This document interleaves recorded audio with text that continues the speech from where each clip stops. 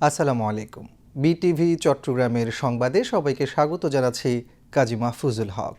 প্রথমে সংবাদ শিরোনাম। আগামীকাল ত্রয়োদশ জাতীয় সংসদ নির্বাচনের তফসিল ঘোষণা, সন্ধ্যা ৬টায় জাতির উদ্দেশ্যে ভাষণ দেবেন CEC.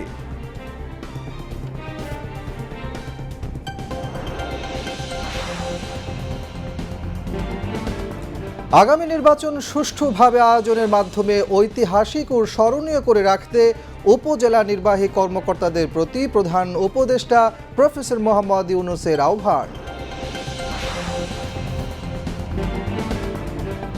BNP chairperson Begum Khaleda জিয়ার শারীরিক অবস্থা অপরিবর্তিত, মেডিকেল বোর্ডের তত্ত্বাবধানে চলছে চিকিৎসা।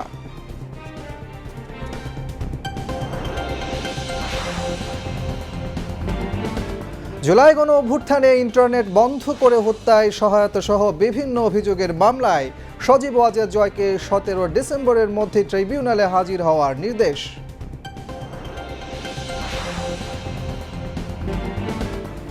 প্রথম ধাপে 125 আসনে প্রাথমিক প্রার্থী তালিকা ঘোষণা এনসিপির।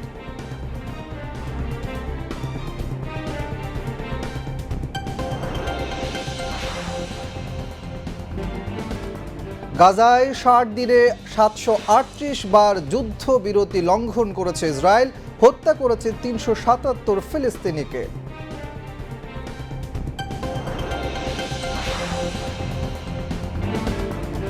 এবং কটকে 5 ম্যাচ সিরিজের প্রথম টি-20তে দক্ষিণ আফ্রিকাকে 101 রানে হারিয়েছে ভারত।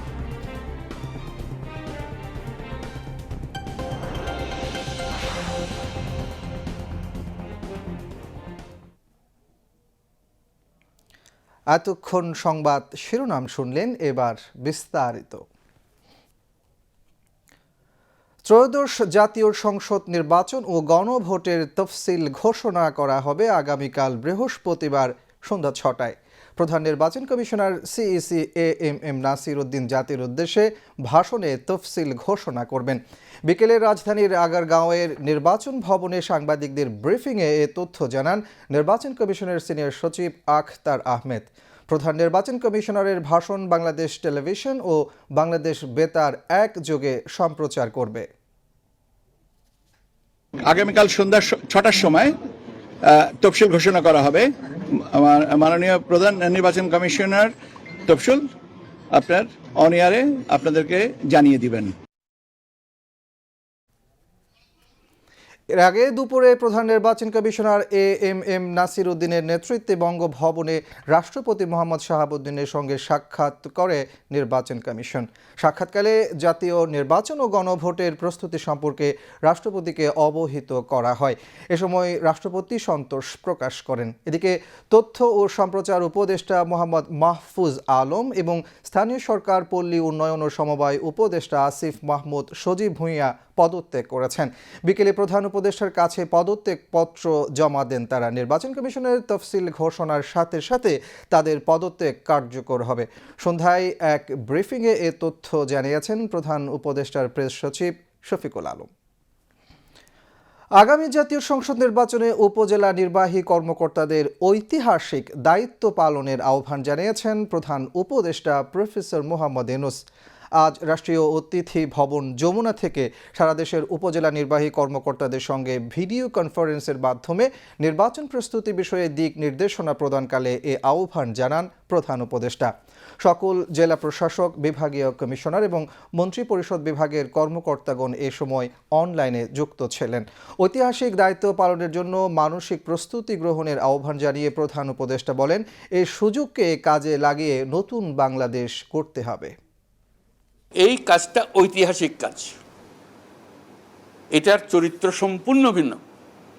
এখন তুমি যার সঙ্গে কথা বলবে, মুখ্য বিষয় হবে 3 মাসের বিষয়টা, যার সঙ্গে করো সমস্ত প্রস্তুতি, তোমার এলাকার যত লোকের সঙ্গে তোমার কথা বলার দরকার, তাকে বোঝানোর দরকার বোঝাবে, কারা কারা আসবে, কিভাবে আসবে। তুমি নিজে প্রত্যেকটা পোলিং স্টেশনে যাবে যে দেখার জন্য যে এটা ঠিক আছে, কারণ তুমি হলে এটার কর্তা, তোমার ইশারায় কাজ হবে। আর বাকি বহু তোমাকে সাহায্য করার জন্য বহু লোক থাকবে সেখানে, কিন্তু তোমার ইশারায়, তোমার দায়িত্ব পালনের যোগ্যতায় এই ঐতিহাসিক ঘটনাটা ঘটবে। এটার জন্য প্রস্তুতি নেওয়া, মানসিক প্রস্তুতি। এই 3 মাস আমি ভিন্ন মানুষ, তোমাদের সেই সময়টা এসছে। তোমরা স্বাভাবিক যে মানুষ, সে এখন অন্য ধরনের মানুষে রূপান্তরিত হয়ে যাবে। যে আমি এই দায়িত্ব পেয়েছি, এই ঐতিহাসিক দায়িত্ব, বাংলাদেশের জন্য আমরা গৌরব করি, বাংলাদেশের জন্য আমরা জান দিতে প্রস্তুত, কিন্তু এই দায়িত্ব আমার জন্য সারা ইতিহাসে বরাদ্দ করা আছে যে আমি এই কাজটা করব।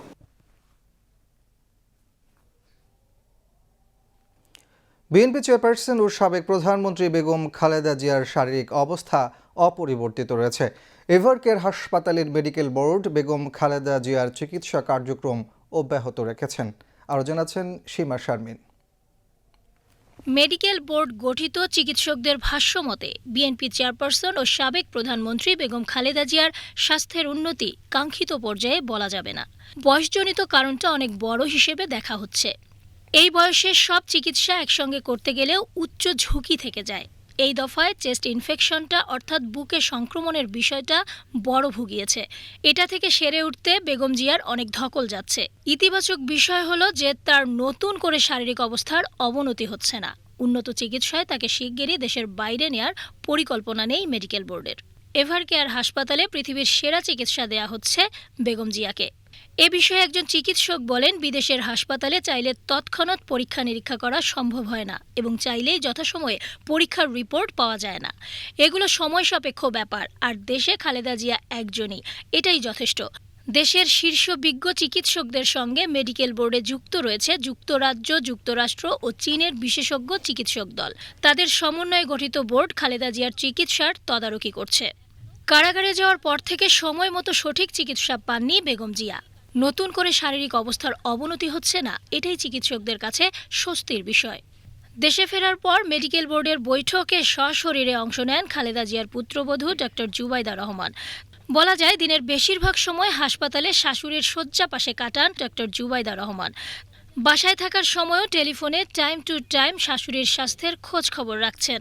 চিকিৎসার বিষয়গুলো তিনি সমন্বয় করেন। এদিকে বিশেষ এয়ার অ্যাম্বুলেন্স আসবে কি আসবে না সে বিষয়ে বিএনপির পক্ষ থেকে নতুনভাবে কিছুই জানানো হয়নি। সীমা Sharmin, BTV news.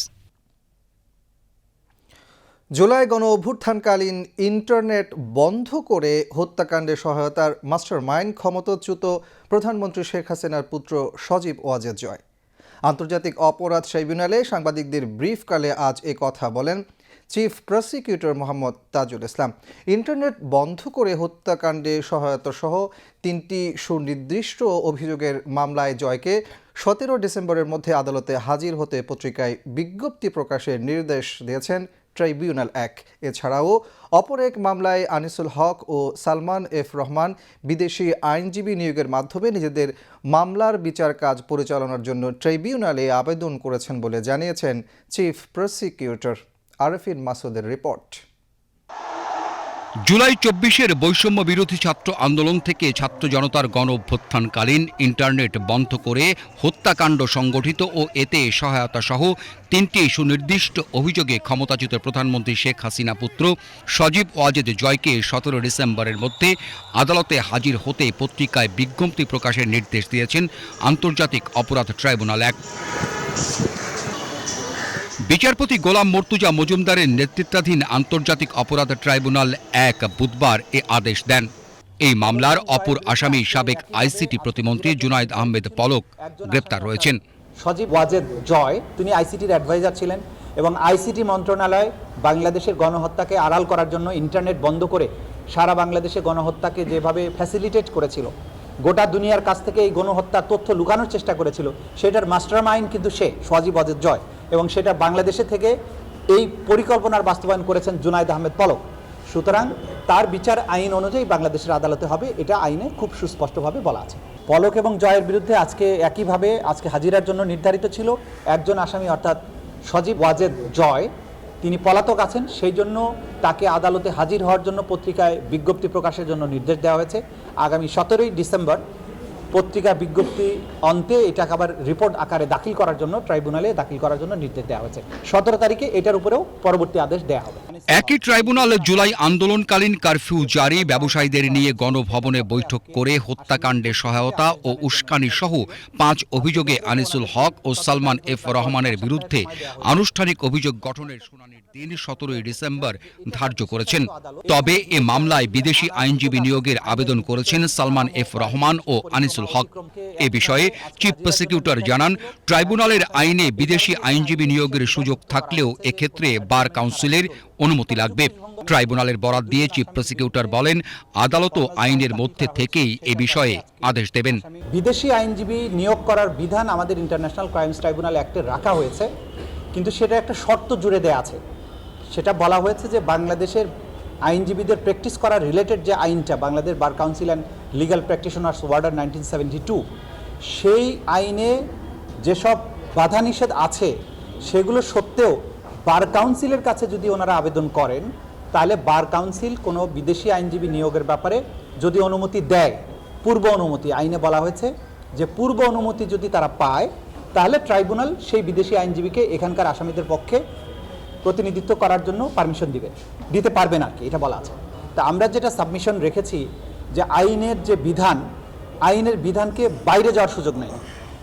Court permission দিতে পারবেন বিদেশি আইনজীবীর জন্য যদি তাদের পূর্ব অনুমতি থাকে বার কাউন্সিল থেকে। প্রায়র পারমিশন শব্দটা এখানে আছে। তা আদালত এটা শুনেছেন, দুই পক্ষকে শুনে পরবর্তীতে এটা আদেশ দেবেন বলেছেন। একটা আদেশ তারা চেম্বারে হয়তো দিবেন, যেটা তাদের কাছে গ্রহণযোগ্য মনে হবে, নিশ্চয়ই সেটা তারা করবেন। এছাড়াও বুধবার ট্রাইব্যুনাল 1-এ রাজধানীর চানখারপুলে 6 জনকে হত্যা মামলায় সাফাই সাক্ষীর সাক্ষ্য গ্রহণ করা হয়।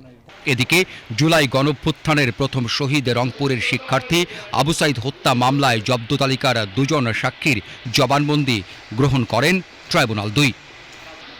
Arefin Masud, BTV news, Dhaka. বাংলাদেশে মানবাধিকার ইস্যু নিয়ে নতুন করে মার্কিন যুক্তরাষ্ট্রের নিষেধাজ্ঞার কোনো শঙ্কা নেই। আর র্যাপিড অ্যাকশন ব্যাটালিয়ন র্যাব এর নিষেধাজ্ঞা প্রত্যাহারে কূটনৈতিকভাবে সরকার কাজ করছে বলে জানিয়েছেন পররাষ্ট্র উপদেষ্টা মোহাম্মদ তৌহিদ হোসেন। তিনি আজ পররাষ্ট্র মন্ত্রণালয়ে এক সংবাদ সম্মেলনে কথা বলেন। পররাষ্ট্র উপদেষ্টা আরও বলেন, ফ্যাসিস্ট প্রধানমন্ত্রী শেখ হাসিনাকে দেশে ফেরাতে হলে ভারতকে রাজি হতে হবে, তবে সরকার তাকে ফেরাতে ভারতের সাথে আলোচনা চালিয়ে যাচ্ছে।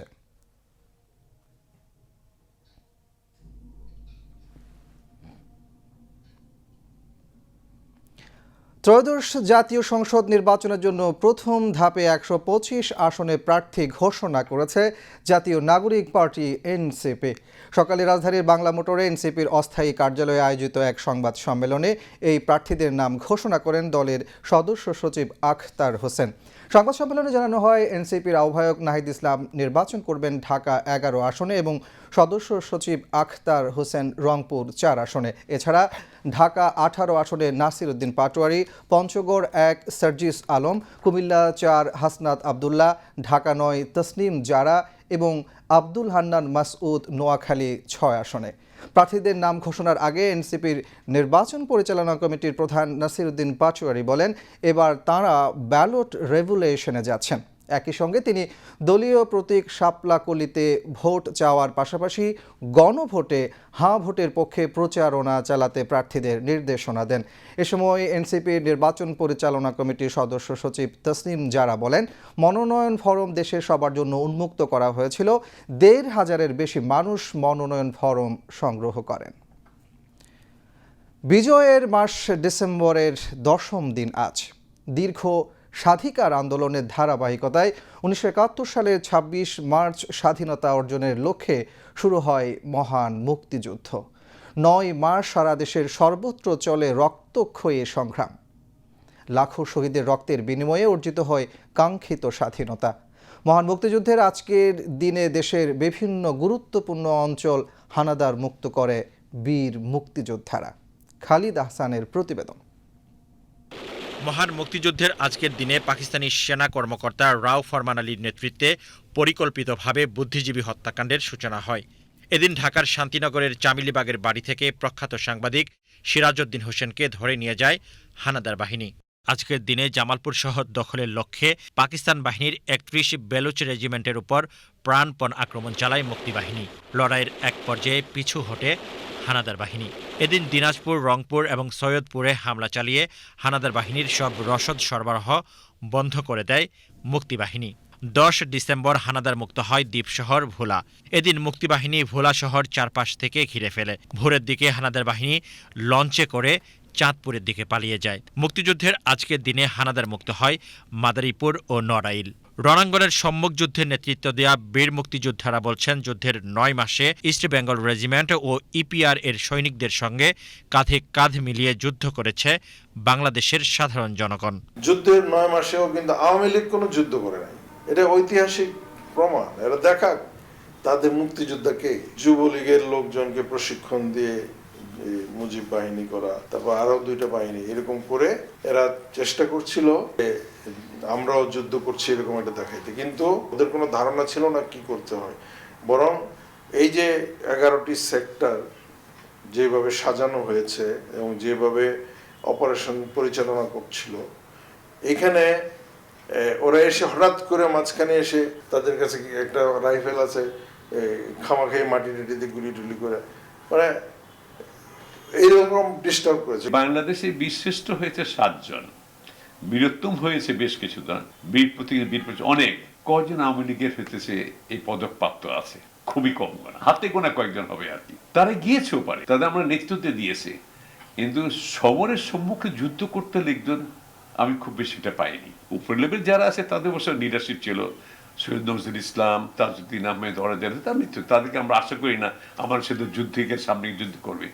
নিচের স্তরে যারা ছিল, পলিটিক্যালি যারা হচ্ছে ইনভলভ ছিল রাজনৈতিকভাবে, তাদের যুদ্ধের সম্পৃক্ততা আমি খুব বেশি একটা দেখি নাই। মুক্তিযুদ্ধে হানাদার বাহিনীর বিরুদ্ধে যুদ্ধ নয়, বরং অন্য পরিকল্পনা থেকেই এমন বাহিনী গঠন করা হয়েছিল বলে মনে করেন এই বীর মুক্তিযোদ্ধা। মুক্তিযুদ্ধ শুরু করেছে ইস্ট বেঙ্গল রেজিমেন্ট, যার সূচনা করেছে মেজর জিয়াউর রহমান 24শে মার্চ, এবং পরবর্তী 2-3 দিনে ইস্ট বেঙ্গল রেজিমেন্টের বাকি 4টি ব্যাটালিয়ন বিভিন্ন ক্যান্টনমেন্টে বিদ্রোহ করে এবং এদের সাথে হাজার হাজার ছাত্র যুবক যোগ দেয়, ফলে গড়ে ওঠে মুক্তিবাহিনী। এই মুক্তিবাহিনীর প্রতিরোধ যুদ্ধের ফলে এই দেশটি স্বাধীন হয়েছে। এর মধ্যে মুক্তিযুদ্ধের এক পর্যায়ে মুজিব বাহিনী নামে একটি বাহিনী সৃষ্টি করা হয়। এটি হলো একটি রাজনৈতিক বাহিনী। এটির সদস্যরা সবাই আওয়ামী যুবলীগের সদস্য এবং তাদের এই বাহিনী সৃষ্টি করা হয় যুদ্ধ করার উদ্দেশ্যে নয়। দেশ স্বাধীন হওয়ার পর আওয়ামী লীগের রাষ্ট্র ক্ষমতা যাতে নিরঙ্কুশ থাকে তাদেরকে প্রোটেকশন দেওয়ার জন্য এবং বিরোধী দলসমূহকে দমন করার জন্য এই মুজিব বাহিনীর সৃষ্টি করা হয়। এরা কোথাও যুদ্ধ করেনি, এদের জন্মই হয়েছে একটি রাজনৈতিক দলকে ক্ষমতা রাখার জন্যে এবং তারা বহু নিরীহ মানুষকে হত্যা করে তাদের সেই দায়িত্ব পালন করেছে। নতুন প্রজন্মকে মুক্তিযুদ্ধের সঠিক ইতিহাস থেকে বঞ্চিত করা হয়েছে উল্লেখ করে বীর মুক্তিযোদ্ধারা বলছেন, প্রকৃত ইতিহাস কখনো ভুলিয়ে রাখা যায় না, সময়ের পরিক্রমায় তা প্রকাশ পাবেই। খালিদা হোসেন, বাংলাদেশ টেলিভিশন। এবার আন্তর্জাতিক সংবাদ।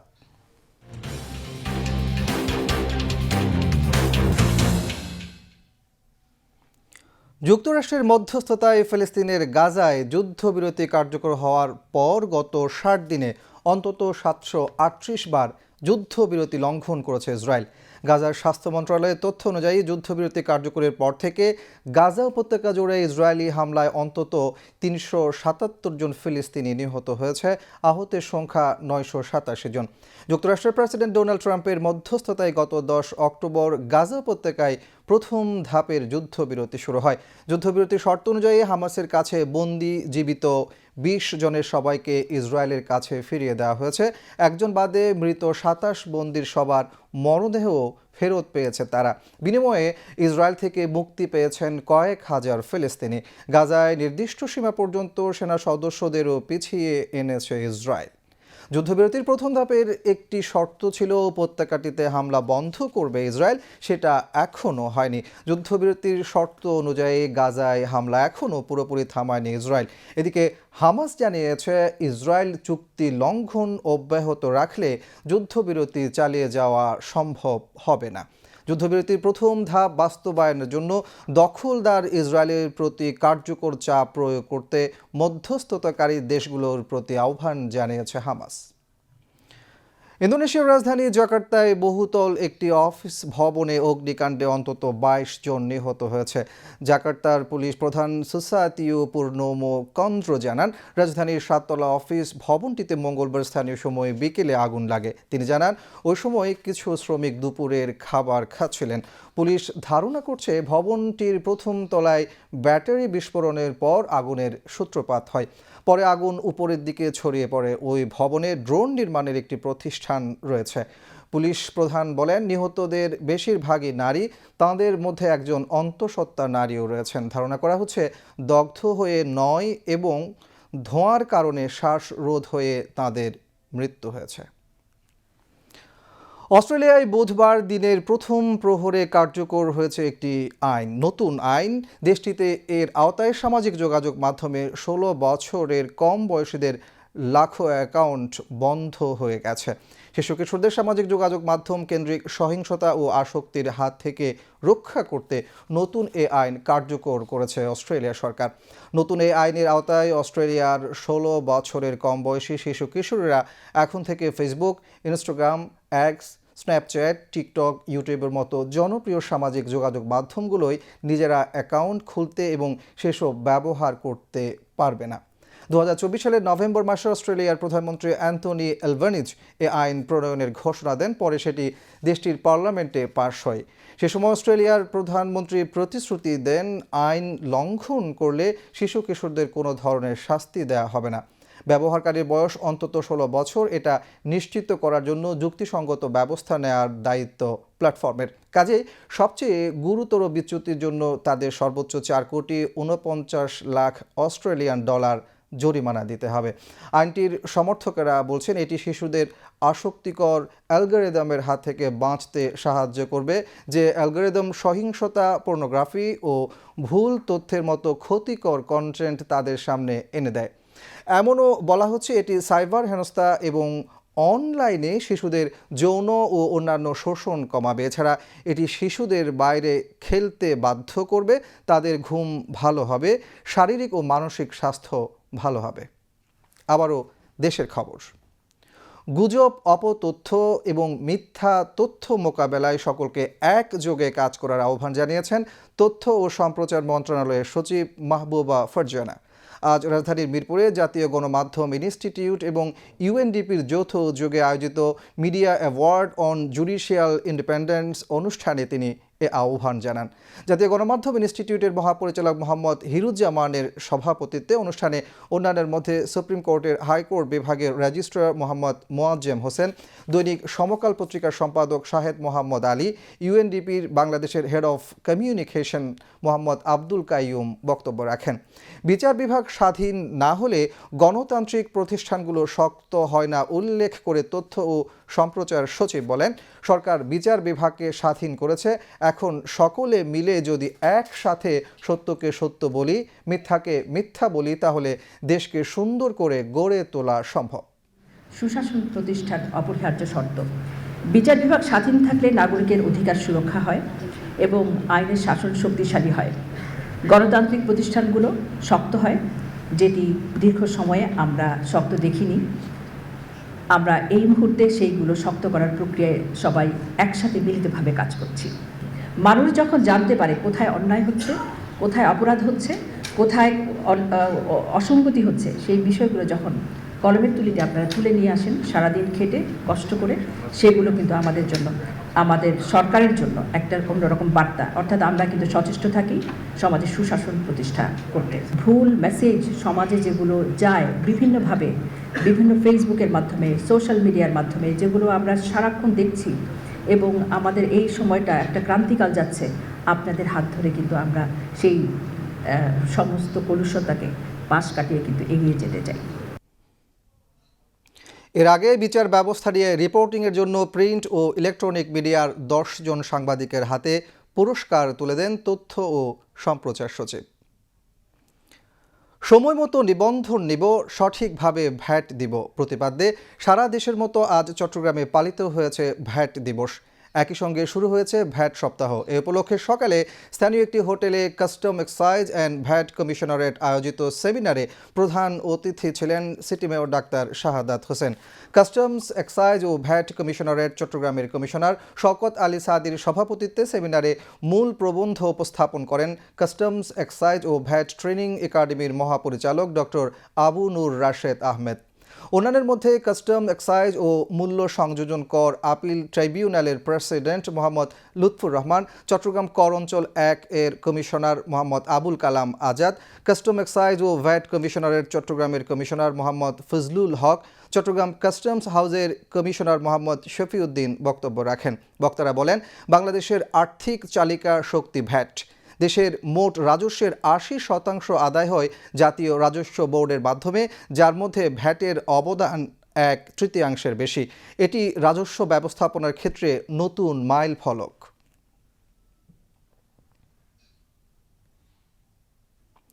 চট্টগ্রামে সমবায় অধিদপ্তর আয়োজিত দুগ্ধ ঘাটতি উপজেলায় দুগ্ধ সমবায়ের কার্যক্রম সম্প্রসারণ শীর্ষক প্রকল্পের আওতায় দুগ্ধজাত পণ্য উৎপাদন ও বাজারজাতকরণের লক্ষ্যে 10 দিন ব্যাপী প্রশিক্ষণ আজ শেষ হয়েছে।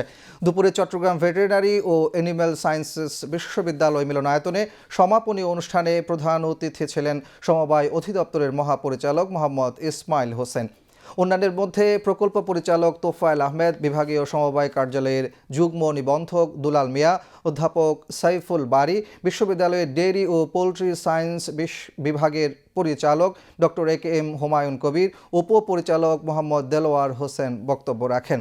পরে প্রশিক্ষণে অংশগ্রহণকারীদের মাঝে সনদপত্র বিতরণ করা হয়। চট্টগ্রাম ভেটেরিনারি ও অ্যানিম্যাল সায়েন্সেস বিশ্ববিদ্যালয় ও ডেইরি ফুড প্রসেসর্স নেটওয়ার্ক বাংলাদেশের আয়োজনে প্রশিক্ষণে 25 জন ডেইরি খামারি অংশ নেন। মিয়ানমারে পাচারকালে সেন্ট মার্টিন দ্বীপের কাছে বঙ্গোপসাগরে 1,500 বস্তা সিমেন্ট সহ 2টি ইঞ্জিন চালিত বোট এবং 22 জন চোরা কারবারিকে আটক করেছে বাংলাদেশ নৌবাহিনী। সাগরে নিয়মিত টহল দানকালে নৌবাহিনী জাহাজ প্রত্যাশা সেন্ট মার্টিন দ্বীপের অদূরে 2টি সন্দেহজনক বোট দেখতে পেয়ে কাছে গেলে চোরা কারবারিরা পালানোর চেষ্টা করে। এ সময় বোট দুটিতে তল্লাশি চালিয়ে 1,500 বস্তা সিমেন্ট জব্দ করা হয়। পরে আটককৃত মালামাল ও চোরা কারবারিদের টেকনাফ থানায় হস্তান্তর করা হয়। এবার শেয়ার বাজারের খবর।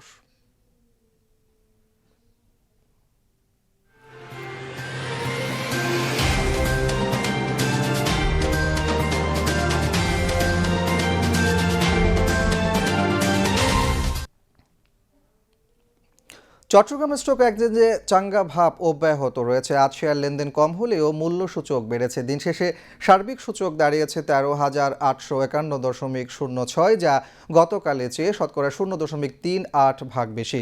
এছাড়া CAC 30-এর মূল্য সূচক দাঁড়ায় 12,291.96, যা গতকালের চেয়ে শতকরা 0.36 ভাগ বেশি।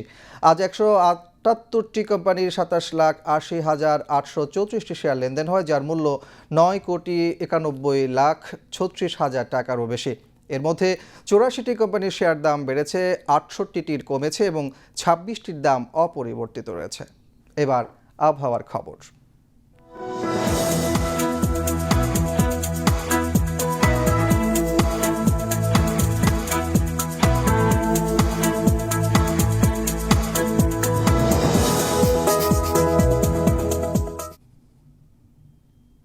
পতেঙ্গা আবহাওয়া অফিস জানিয়েছে, আগামীকাল সন্ধ্যা 6টা পর্যন্ত চট্টগ্রাম এবং পার্শ্ববর্তী এলাকায় আকাশ সাময়িকভাবে আংশিক মেঘলা সহ প্রধানত শুষ্ক আবহাওয়া বিরাজ করতে পারে। সেই সাথে ভোরের দিকে নদী অববাহিকা ও তৎসংলগ্ন এলাকার কোথাও কোথাও হালকা কুয়াশা পড়তে পারে। রাতের তাপমাত্রা সামান্য হ্রাস এবং দিনের তাপমাত্রা প্রায় অপরিবর্তিত থাকতে পারে। পরবর্তী 24 ঘন্টায় আবহাওয়ার সামান্য পরিবর্তনের সম্ভাবনা রয়েছে। নগরীতে আজ সর্বোচ্চ তাপমাত্রা ছিল 27.4 ডিগ্রি সেলসিয়াস, যা স্বাভাবিকের চেয়ে 0.4 ডিগ্রি বেশি, এবং সর্বনিম্ন তাপমাত্রা ছিল 17 ডিগ্রি সেলসিয়াস, যা স্বাভাবিকের চেয়ে 2.6 ডিগ্রি বেশি। আগামীকাল চট্টগ্রামের সূর্যোদয় 6টা 22 মিনিটে এবং সূর্যাস্ত 5টা 10 মিনিটে। এবার জানিয়ে দিচ্ছি কর্ণফুলী নদীতে আগামীকালের জোয়ার ভাটার সময়সূচি। ভাটা শুরু হবে ভোর 5টা 36 মিনিটে, জোয়ার দুপুর 12টা 13 মিনিটে। পরবর্তী ভাটা শুরু হবে সন্ধ্যা 6টা 25 মিনিটে।